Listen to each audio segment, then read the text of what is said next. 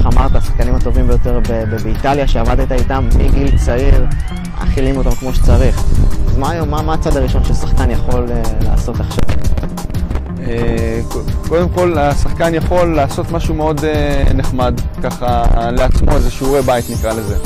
ולרשום 3 ימים, כל דבר שהוא מכניס לפה חוץ ממים, ממש לרשום אותו.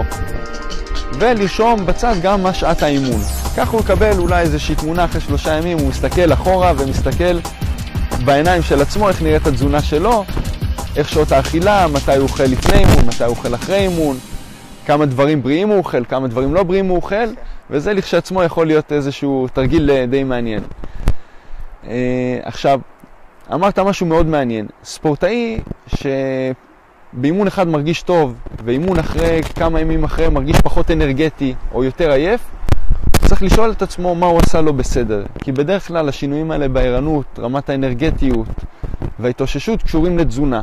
אז אם הוא שואל את עצמו את השאלה הזאת והוא רואה שיש איזשהו שינוי, הוא יכול לדעת שקרוב לוודאי שיש משהו בתזונה שהוא לא עושה טוב.